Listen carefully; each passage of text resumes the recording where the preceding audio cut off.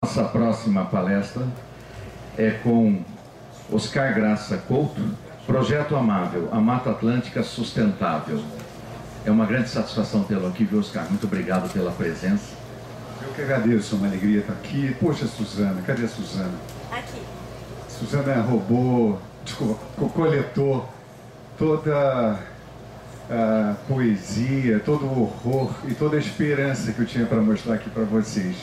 Como vai? Eu recupero aqui o meu terreno, Suzana. Parabéns pelo trabalho. Enquanto eu espero aqui, muito antes de Cabral chegar aqui, séculos antes de Cabral chegar aqui, os índios chamavam o Brasil de Pindorama. Pindorama quer dizer terra das palmeiras. E a ponta de lança do projeto que nós vamos apresentar aqui para vocês, a Mata Atlântica Sustentável, amável, é a palmeira Jussara, que aliás é um tema frequente aqui, graças a Deus, tem se tornado um tema frequente pelo Brasil afora, e isso é muito positivo. E o que impressiona em relação a isso é que, como eu vou mostrar aqui para vocês, o primeiro documento escrito produzido no país, a Carta de Peru Vaz Caminha, 1500, já fazia referência, e por duas vezes, à palmeira Jussara. Infelizmente, para dizer que foram colhidas e comidas como um palmito. Então, já aí, assim que Cabral chegou, no dia em que Cabral chegou, já foram colhidas algumas palmeiras para o fim de fazer palmito. E aí teve início a devastação dessa palmeira. Ela, durante todos esses séculos, ela foi considerada uma espécie hiperdominante.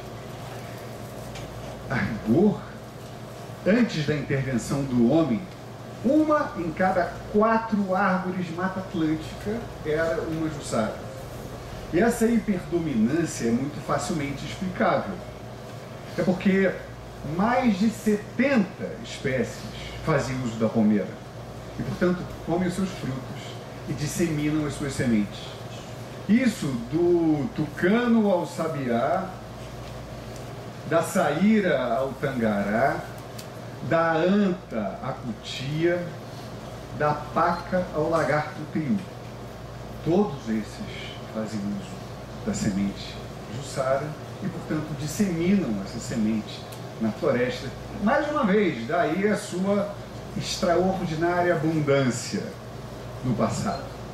Hoje, aqui o documento de Peru Vaz Caminha, as referências que faz.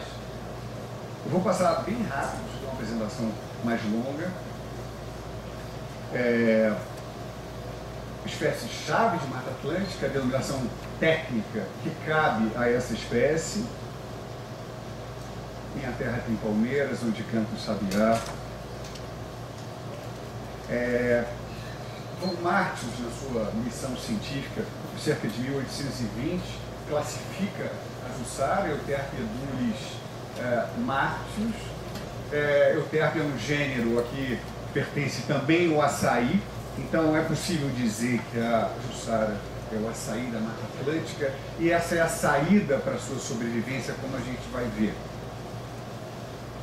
Aqui a descrição de Von Martius da planta, da sua espécie, a iconografia riquíssima que desde então existe em relação a palmeiras espalhadas por toda a mata primária, mais uma vez. Aqui as referências científicas no sentido de que 1/4 das espécies arbóreas de Mata Atlântica era de Jussara. Vocês veem que até 1949 a 53, segundo esses autores, 25% era de Jussara. Ainda aqui, o que aconteceu com a Mata Atlântica, todos nós sabemos, não é preciso falar muito a respeito disso. E o fato hoje de que a Jussara, superabundante, espécie hiperdominante do passado, integrar hoje a lista oficial de espécies ameaçadas de extinção. Isso, como nós sabemos, se dá por conta do palmiteiro. A palmeira, ao contrário do açaí, ela é uma estípite, uma árvore única, ela é cortada muito frequentemente antes de se tornar adulta e portanto, gerar frutos disseminados. E a fronteira da Jussara tem que ser ampliada cada vez mais. Então, ela é extinta numa área, o palmiteiro avança sobre outras áreas e assim sucessivamente. Disso decorre também um problema frequente e lamentável, que é o da erosão genética em relação à Jussara, porque acabam disseminando sobrevivendo e disseminando suas sementes espécies que foram espécimes que foram desprezadas pelo palmiteiro, por serem pequenas demais, por serem finas demais, e essas é que infelizmente acabam se estabelecendo no bioma e não se estabeleceriam não fosse essa intervenção negativa do homem. E o que, voltando por favor, e o que nós pretendemos, o que nós propomos é a exploração sustentável, não do palmito, mas do fruto da Jussara. E o fruto da Jussara, além de ser muito gostoso, e como querem muitos, muito mais gostoso do que o açaí, que eu particularmente já gostava muito, ele é também muito mais rico do que o açaí, que já é muito rico. Então, por exemplo, ele tem 70% mais de ferro que o açaí. O açaí já é muito rico em ferro. E se nós formos pensar, o ferro responde por uma carência alimentar de uma parte importantíssima das crianças brasileiras, que sofrem de anemia. Da mesma forma, a Jussara é cerca de 60% mais rica em zinco, que também é um elemento nutricional muito importante. Mais importante do que isso, a Jussara é 3 a 4 vezes mais rica do que o açaí em antocianina, que é um flavonoide que dá fama ao vinho.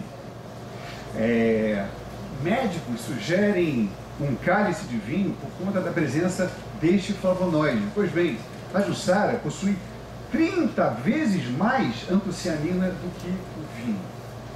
E faz com que isso, portanto, com que o fruto da Jussara seja um superalimento.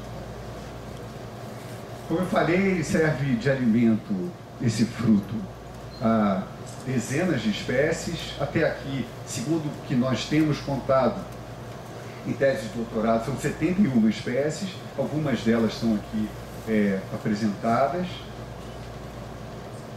Pode passar, pode passar, pode passar.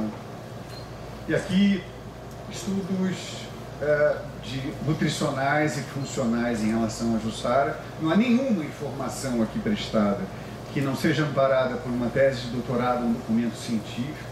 Então, essas informações são fidedignas. Os efeitos aqui, por exemplo, em relação à saúde, são muito impressionantes. E até aqui negligenciados. E a Jussara, ela pode ser, de modo sustentável, explorada de muitas formas, como nós vamos ver. O palmito é apenas uma delas. Mas o nosso desejo, o nosso desafio, é fazer com que a Mata Atlântica, na qual se insere tão perfeitamente a Jussara, possa ser utilizada para fins de conservação e, portanto, para fins também do uso sustentável do ser humano. E eu acho que essa imagenzinha aqui traduz à perfeição o nosso desejo em relação a isso, que é um índiozinho no seu carrinho de supermercado, olhando para o seu mercado. E assim, se nós pudermos explorar de modo sustentável as palmeiras, inhames, mandiocas, tubérculos, frutas nativas de Mata Atlântica, temperos, fibras, resinas, mel de abelhas nativas, etc. Isso pode ser feito de modo integrado, como já visto tantas vezes aqui. Isso é um convite que se faz a essa exploração, que pode inclusive acabar com a relação hostil que existia até aqui entre o proprietário e a mata. Uma relação de hostilidade, porque a mata até aqui significava apenas uma relação, segundo uma visão míope, é bem verdade, mas por outro lado, segundo a percepção dessas pessoas, é uma relação hostil, que representava custo, obrigações de defesa, de defender, de proteger essa área, etc., sem nenhum benefício direto. Pois bem, esses benefícios diretos são oferecidos pela mata e podem ser colhidos de modo sustentável. E aqui o eixo fundamental desse projeto, ele procura satisfazer a todos os elementos de ordem ambiental, os de ordem social, mas também os de ordem econômica.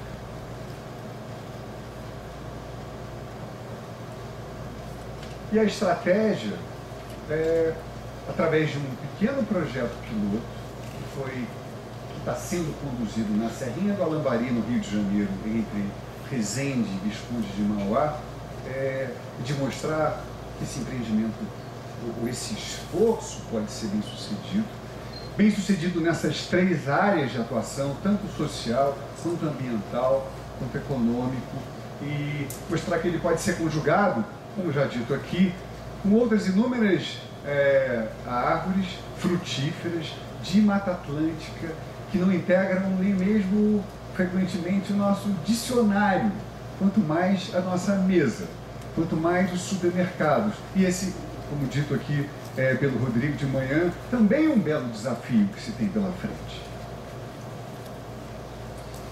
Nós procuramos, isso, o documento que dá conta disso, fundamentar, revestir esse projeto de todos os aspectos legais que são aplicáveis a ele. Como vocês podem ver, isso aqui é um mundo. Mais de 100 leis foram analisadas buscando revestir essa iniciativa de toda a legalidade. Isso aqui está à disposição de vocês também. E aqui, quer dizer, os nossos objetivos fundamentais número 1, se integrar às políticas públicas, que são necessárias, que precisam ser entendidas e precisam ser partilhadas.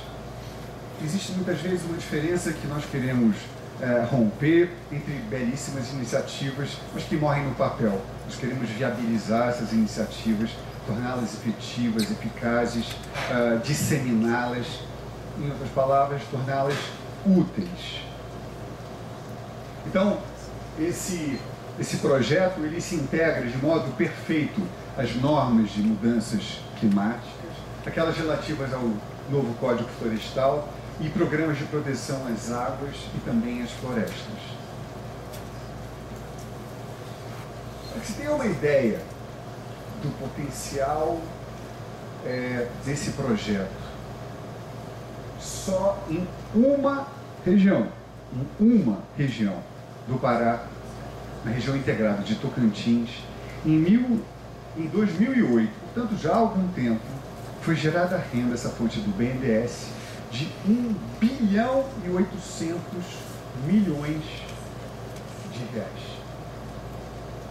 Se nós pensarmos que populações vulneráveis do ponto de vista social, como são os assentados, como são algumas comunidades quilombolas e indígenas, se nós pensarmos que essas comunidades também têm um grau enorme de vulnerabilidade no que toca aspectos nutricionais, se nós pensarmos que essas pessoas são carentes de trabalho e de renda, esse trabalho que está sendo cogitado aqui pode gerar recursos financeiros, trabalho, renda, dignidade, orgulho para milhares de pessoas. E essa renda aqui, do município de Tocantins, se deu sem qualquer amparo governamental. Isso foi um movimento que se estabeleceu, o comércio do açaí, no caso, surgiu mais ou menos espontaneamente. No caso do Rio de Janeiro, uma história que dá conta, ou que daria conta, parece que isso é verdade mesmo, da disseminação do açaí. O açaí começou a ser ameaçado na Amazônia por conta da exploração do palmito, e até que uma pessoa chamada Hélio Gracie, que foi um dos fundadores do clã dos Gracie, dos lutadores, ele era do Pará, ele foi do Pará ao Rio de Janeiro, e ele, nas academias, nas suas academias de jiu-jitsu, começou a tomar o açaí no final dos treinos, com granola, como foi dito aqui, e ele foi responsável por esse boom, porque lá no Rio de Janeiro, isso há 15 anos atrás não era nada, e hoje é um boom fantástico, e eu acho que aqui em São Paulo é a mesma coisa. E por que não fazer isso por toda a Mata Atlântica? O açaí ocorre de modo natural, de modo endêmico, do final do Rio Grande do Sul, norte do Rio Grande do Sul, até meados da Bahia. Nós podemos plantar milhões de pés de Jussara, reintroduzindo essa espécie na região de Mata Atlântica, recompondo o status quo que ela um dia produziu e nos beneficiar de modo fantástico dela. Por que, por exemplo, não introduziu a Jussara na merenda escolar? Nós, com isso, estaremos garantindo trabalho, renda e segurança escolar para milhares de crianças a custo muitíssimo baixo. Essas crianças deixarão de comer sorvete industrializado, para comer um produto orgânico, vindo daqui, extraordinariamente nutritivo. Então, foi constituída lá no Rio de Janeiro e com inspiração em muitos outros lugares, inclusive aqui em São Paulo, à frente do Jussara, não importa o nome, ela é capaz de abrigar pessoas como eu estou me sentindo até um bicho estranho aqui dentro, mas para que se tenha uma ideia da abrangência e do caráter inclusivo desse movimento, ele abriga pessoas como eu, que estou aqui de terno e gravata, que sou advogado, mas também donas de casa, também crianças de parques da zona sul do Rio de Janeiro, mas de comunidades carentes, quilombolas, indígenas, pequenos agricultores, grandes agricultores, quem vier, são todos bem-vindos. E na base do quem tem põe e quem não tem tira. São muito bem-vindas quaisquer pedidos, quaisquer sugestões, e nós oferecemos de bom grado o que nós tivermos para oferecer. Então, o nosso trabalho é, mais uma vez, gerar renda e trabalho onde ela não existe, recompor o status quo de Mata Atlântica, trabalhar com comunidades vulneráveis dos pontos de vista social, de trabalho e nutricional,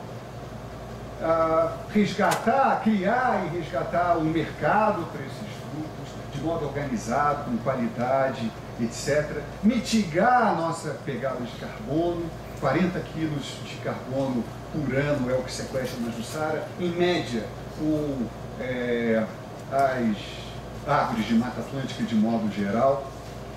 No caso do Rio de Janeiro, nós estamos querendo ajudar o Estado a mitigar a sua pegada de carbono por conta dos Jogos Olímpicos. E outra coisa, nós queremos também converter o palmiteiro, que deu causa à extinção, ou à quase extinção da palmeira, convertê-lo em disseminador de sementes, em coletor de frutos e disseminador de sementes. Isso é muito fácil de fazer, porque nós mostramos para ele que, ao invés de exercer uma atividade clandestina, na calada da noite, criminosa, ele pode empreender uma atividade legal, mas mais importante ainda do que isso, do ponto de vista dele, mais lucrativa para ele, que é a coleta de frutos e a disseminação das sementes. Nós contamos com apoios aqui de algumas entidades que eu gostaria de registrar, são essas aí, temos buscado trabalhar intensamente com elas. Esse aqui é o projeto, nós fazemos um sorvete desse produto, ele contém, vejam vocês, ele contém Jussara, ele contém inhame, ele contém banana e mel, tudo que nós temos na Mata Atlântica, ou próximo a ela. Um trabalho de educação ambiental, esse é o sorvete oferecido, um trabalho que envolve também o artesanato, é possível também fazer artesanato com isso. Esse é o produto que nós estamos começando a colocar no mercado, ainda com as dificuldades próprias de um projeto que tem início há pouco. Vamos lá. Mais uma vez, essa nossa sede, esse nosso trailer ambulante que nós levamos por aí sempre que podemos. Centro de artesanato Von Martins, vendemos em feiras luminárias, pulseiras e uma série de outras questões. Vamos lá. Produção de sementes e mudas. esse local onde nós empreendemos. E o que faz o Movimento Amável? Basicamente, ele faz o seguinte: ele distribui sementes para quem quiser sementes, desde que com compromisso de plantio. Então, no ano passado, nós doamos 2 milhões de sementes para o estado do Rio de Janeiro, para os seus hortos. Nós doamos sementes para o síndico do prédio que queria plantar 5 palmeirinhas no pequeno espaço que tinha. Nós doamos 200 mil sementes para o quilombola tal, para o quilombo tal. Nós doamos sementes para quem aqui, desde que com compromisso de plantá-las, e muitas foram plantadas. Nossa expectativa é que nós tenhamos plantado por volta de 1 milhão de jussaras no ano passado, só no Rio de Janeiro.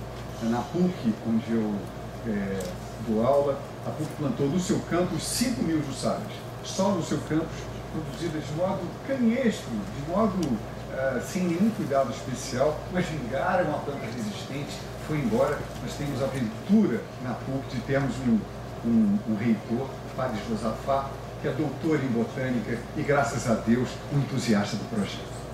Então, essa aqui é a área onde se dá o projeto. Vamos lá. Esse fruto tão lindo. As pessoas envolvidas, consumidoras, coletoras, etc. Não tem trabalho infantil não, pessoal. A coleta. A sede do projeto, o despolpamento. O que nós queremos é trabalhar com as comunidades no sentido de prepará-las, capacitá-las, ensiná-las ao manejo correto, mas também o despolpamento, a produção, o congelamento. Por quê? Porque nós queremos agregar valor a esse produto. Ao invés de vender o fruto, vende-se uma polpa congelada, com valor agregado muito maior. Essa é uma das nossas missões também. Projeto de educação. E a nossa missão? Minha terra tem palmeiras, onde canta o sabiá, o tucano, o jacu. Frente Pró Jussara, 10 milhões de Jussara reconquistando o seu lugar. A Mata Atlântica, 10 milhões é um número cabalístico. Contando com vocês, nós vamos a 100 milhões fácil. É isso, pessoal. Muito obrigado.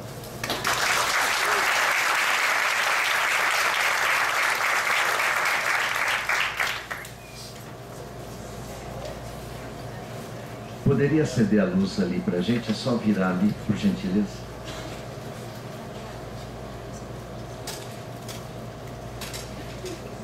Muito obrigado, Oscar, pela brilhante palestra. Nós vamos abrir agora, então, para as perguntas. Quem tiver, por gentileza, identificação, então, nome, por gentileza, instituição, se for o caso. Sou Juliana, da Oscar Sorocaba. Parabéns pela palestra. E a minha pergunta é sobre a questão da rastreabilidade dessas sementes, porque você mesmo falou sobre erosão genética. Da onde vem essas sementes? Vocês têm um controle? Vocês conseguem mapear a origem, as procedências dessas sementes que viram mudas, que vocês fazem as doações? Deixa eu te falar uma coisa. A última coisa que eu gostaria do mundo é me meter no meio da polêmica acadêmica que existe em relação a essa questão. Eu também sou da academia, embora de um outro gênero, eu sou do direito, e eu tenho acompanhado um pouco estupefacto, eu confesso, essa preocupação. Porque nós temos recebido documentos científicos relacionados a questões de ordem genética, etc. E, por outro lado, e, portanto, a manifestação que você, a preocupação que você manifesta, que é absolutamente justa. O que nós procuramos fazer em relação a isso é o seguinte: jussaras plantadas em altitude são normalmente levadas para o replantio em áreas de altitude. Jussaras de baixada são normalmente levadas para áreas de baixada. Eu, conversando com um pesquisador, professor doutor do Jardim Botânico do Rio de Janeiro, ele me tranquilizou enormemente em relação a isso. Ele é um especialista em genética e de que é amplíssima a variedade genética das jussaras, que, segundo o ponto de vista dele, que não necessariamente coincide com o ponto de vista de outros acadêmicos, e por isso que eu falo desse imbróglio em relação ao qual eu preferia manter uma certa e saudável distância, ele diz que não é, que é saudável essa variação genética, e que as empresas, que o meio ambiente vai cuidar de selecionar naturalmente aquelas que se adaptam assim ou assado. Mas nós temos essa preocupação até aqui, nós temos a questão da rastreabilidade, para nós muito importante, e nós, vou confessar a você, nós temos um problema que eu acho que é comum a muitos de vocês aqui, que é o seguinte: o primeiro, o ótimo é inimigo do bom. Segundo, nós não temos um tostão. Esse trabalho é feito no amor, esse trabalho é feito com o patrocínio de pessoas físicas apaixonadas que se envolveram com ele.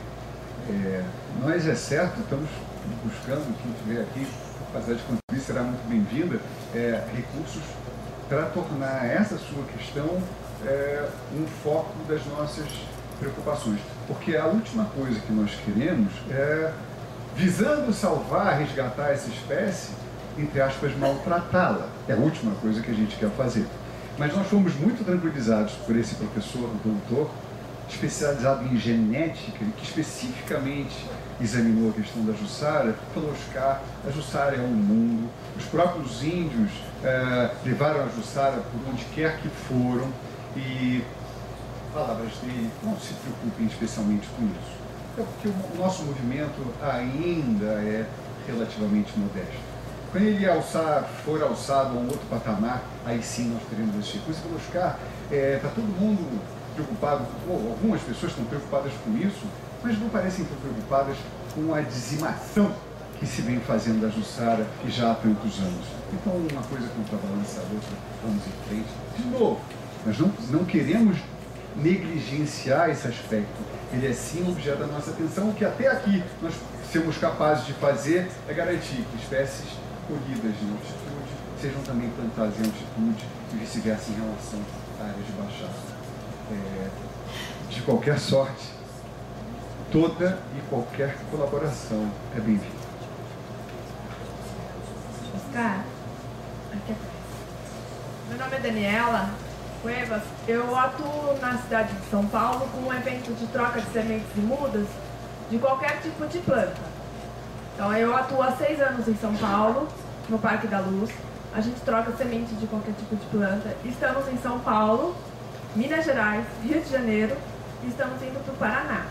Eu gostaria de saber como é que a gente consegue as sementes de Jussara com você. Só me passar uma ligação.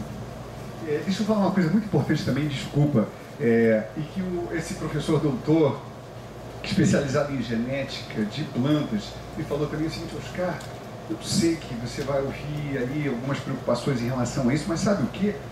Todo o projeto de reflorestamento conduzido no estado do Rio de Janeiro teve por origem plantas do Pará. Então, todas as plantas que se veio dos morros do Rio de Janeiro, todo aquele replantio que foi feito, foi com base em sementes oriundas do Pará. Então não se preocupe tanto se houver uma distância de 100 quilômetros entre o material que você coleta, a semente, e aquele que você vai plantar. Se o estado do Rio de Janeiro se permitiu obter, para fins de reflorestamento, sementes oriundas do Pará, não fique tão tranquilo em relação às sementes que você obtém no próprio Rio de Janeiro. Voltando à sua questão, Daniela, temos o maior interesse em ceder essas sementes, mas, de novo, nós ainda temos essa preocupação por conta da sua observação, que não é sua só, é de uma parte importante da comunidade científica, de não darmos passos às cegas. Então, a gente está preferindo consolidar o entendimento em relação, tanto científico quanto prático, em relação a isso, para então dar passos mais largos. Mas, de qualquer maneira, o maior interesse do mundo em conhecer o projeto de vocês e se correr bem participar dele.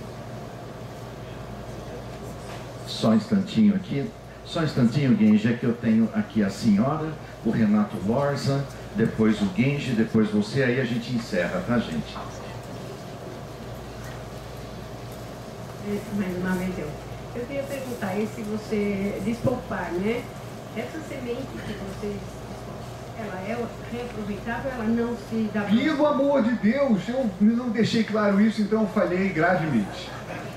Essa é a base do projeto. Porque, na verdade, nós partimos da constatação de que nós produzíamos a polpa e, com isso, dispensávamos milhões de sementes que não eram aproveitáveis. Então nós pensamos, poxa, não vem jogar fora, porque a gente planta o que a gente pode.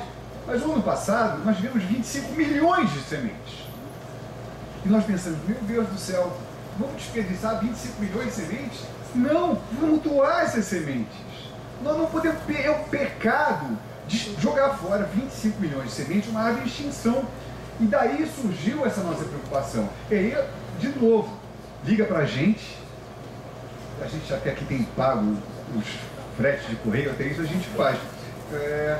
Pede quantas sementes quiser, a gente manda essas sementes. Então, esse é um núcleo fundamental. Tudo que a gente colhe, a gente procura plantar. E só mais uma pergunta. Essas sementes só dá para plantar, ou, por exemplo, tem as sementes que são coquinho dentro, coisa. Essa não tem nada de aproveitável na semente, além de plantar? Artesanato, nós procuramos fazer uma seleção das sementes. Uma das questões apresentadas pela comunidade científica é o fato não propriamente extinção, mas de pássaros grandes terem se tornado mais escassos nas nossas matas. E pássaros grandes eram responsáveis pela disseminação de sementes grandes da juçara. Então o que aconteceu é que a juçara passou a ser consumida e dispersada apenas por pássaros pequenos, como o sanhaço, o sabiá, etc. E pássaros pequenos só conseguem engolir frutos pequenos e, portanto, dispersar sementes pequenas. Então a gente tem um trabalho de selecionar as sementes maiores, dessas que são comidas por jacus, tucanos, etc., que não existem mais na abundância que existiam no passado, e dar a essas sementes tratamento especial. As sementes menorzinhas, nós fazemos artesanato. Então são luminárias, pulseiras, colares e tudo mais. Então essa Boa tarde, Renato Lorza, da Fundação Florestal. Eu vou dar alguns exemplos só para a gente refletir um pouco sobre as afirmações. Eu recentemente estou trabalhando com o problema do javali, que alguém começou a produzir de forma maravilhosa e era uma oportunidade muito grande, e começou a entrar em descontrole e os javalis foram soltos por aí e estão dominando as nossas florestas. Todo mundo conhece também o exemplo daquele caracol lá, que alguém... Abelha, nem falo, né? Tem vários exemplos. Pupunha, que nem é um problema, vários e vários exemplos. Ou a seringueira, ou... Então, eu só vou pedir... Eu conheço muito bem o trabalho lá da Serrinha da Lambari. Quem me conhece sabe que eu trabalho com Ijuçara há alguns anos também, eu, Wagner, Dr. Gente, assim por diante. Mas é importante vocês pensarem na responsabilidade que é a distribuição aleatória da juçara. Tem aqui, você quer ir na Bahia, eu mando sementinhas aí. Desculpa, Oscar, agora deixa. Tem toda razão. Tá bom? A menina te pergunta sobre origem. Você não tem clareza, eu sei a origem das sementes de vocês, mas você não tem nem clareza da origem das sementes que vocês produzem. Então, e é a mesma coisa, amanhã, se isso gerar qualquer problema das sementes que você em algum dia entregou pelo correio sem nenhum registro, e alguém plantou em algum lugar sem nenhum conhecimento, pode ser que esta tenha sido a origem de um fungo, de uma doença, e que pode estar dizimando. Então, não quer dizer que vá dizimar e não quer dizer que eu queira desestimular as pessoas a fazerem isso. Mas se você faz isso institucionalmente, você tem que fazer isso com grande responsabilidade técnica e não apenas de forma amável. Você tem que fazer de forma profissional e respeitando de fato. Quando você fala respeito todas aquelas leis, uma das leis que não está sendo respeitada é a própria lei de sementes. Você está distribuindo sementes sem ser um produtor de sementes, para usos em lugares distintos, em estados distintos, sem ter nenhuma responsabilidade de fato sobre isso. Então, o trabalho de vocês é bonito, mas eu peço que vocês façam uma reflexão sobre essa Mas você tem toda a razão, essa é uma preocupação fundamental. Desculpa, quando citar um pesquisador, é bom citar o nome. Não, senão, não, desculpa. eu não quis aqui. Não, mas desculpa, mas senão cria uma imagem de criar um aval. Mas é importante citar os nomes. Tá? Eu não estou desqualificando nada, eu estou assim, só pedindo para você ter um pouco mais de rigor nessas coisas. Você tem toda a razão, toda a razão. Nós temos alguns cuidados, não são poucos em relação a isso. Nós temos controle de saída e nós temos o controle dos destinatários dessas sementes. As pessoas que recebem orientação no sentido de onde podem plantar. Por exemplo, a nossa orientação, podemos fazer mais do que isso, é plantar no bioma originário dela, que vai do norte do Rio Grande do Sul até meados da Bahia. Então, biomas ou estado, que o estado não respeita a definição geográfica de estado, mas no bioma Mata Atlântica existe a possibilidade de plantio sem violar nenhuma norma da natureza ou nenhuma norma legal. A questão do Renazem, nós todos explicamos o Renazem.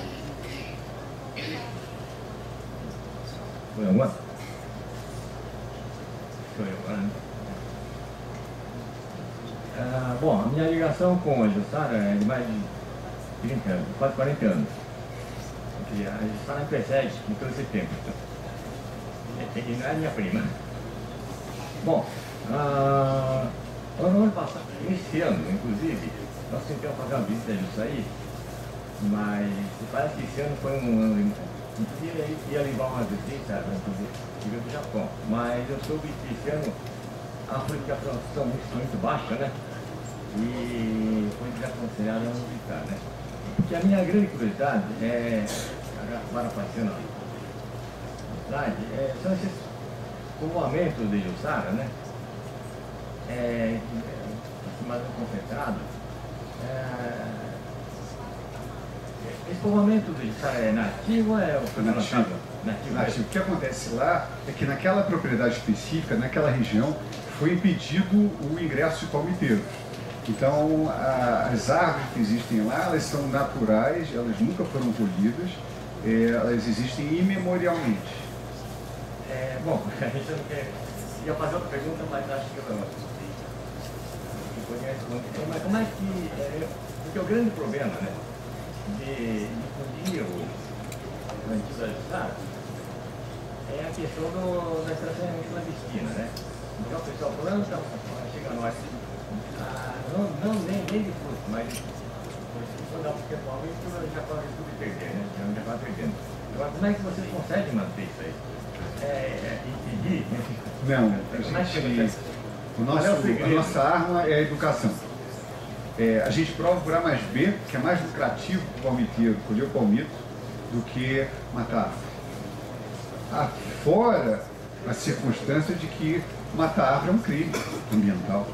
Então nós também temos trabalhado em parceria com o Ministério Público e com a Polícia Florestal, que elas se aproximaram do movimento com o propósito de fazer vingar a ideia da exploração sustentável, que qualquer outra exploração é criminosa e leva à situação com que hoje nós nos deparamos, que é essa espécie antes tão abundante, integrar a lista de espécies ameaçadas de extinção.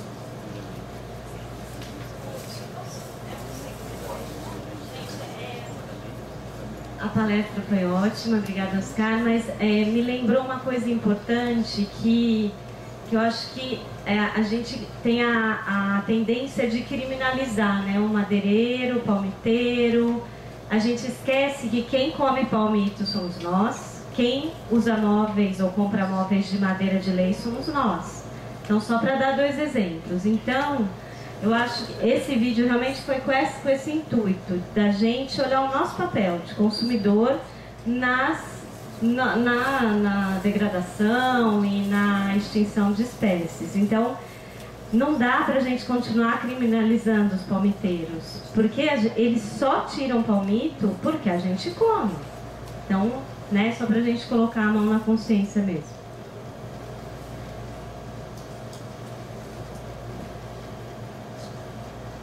Rodrigo Santibás. Assim, como você falou sobre o açaí, que ele expandiu e tal, eu queria saber assim, como eu, no meu ponto de vista, o açaí só expandiu pelo capital, né?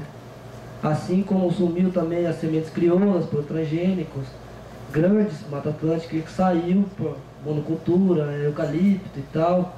Qual seria o meio alternativo de introduzir o açaí no mercado? Se é para trazer renda realmente para o pequeno produtor, ou se é para gerar para o capital, para aquele que está lá em cima. Rodrigo, né? Rodrigo, eu não tenho nenhum preconceito contra o capital. Eu acho que o capital pode ser um aliado. Eu não faço essa distinção. Eu acho que o capital pode ser bem empregado. O capital será bem empregado quando ele gerar renda e trabalho e dignidade para quem está de alguma forma envolvido nessa rede. Essa que é a nossa preocupação. Nós não discriminamos capital, assim como não discriminamos ideologias, ou raça, ou religião, de qualquer forma. Se é possível colaborar com um projeto, será bem-vindo. Se não, também será bem-vindo também. Nós somos um movimento absolutamente inclusivo. Isso, eu já tinha encerrado, mas em caráter excepcional a gente vai abrir aqui. E já eu encerro, hein, gente? Por favor. Obrigada.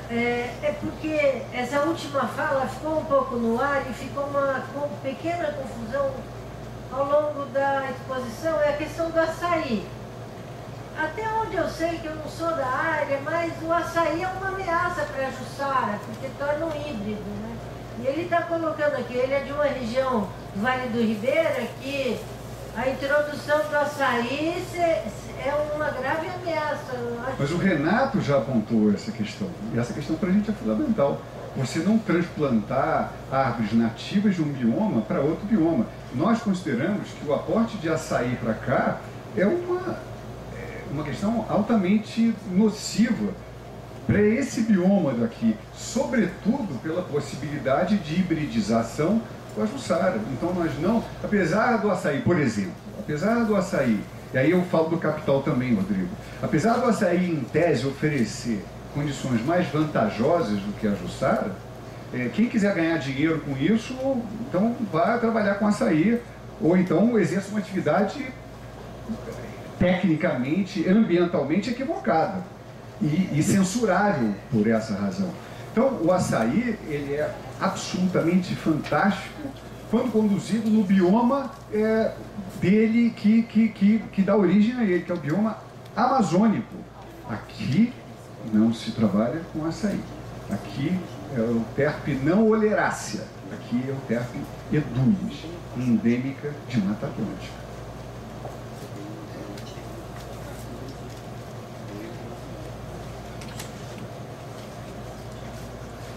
Que pode ter acontecido de ter se falado em açaí, na verdade seria Jussara, né, Renato? Pode ter havido alguma... Mas eu quero agradecer aqui então o Oscar, uma salva de palmas para ele. E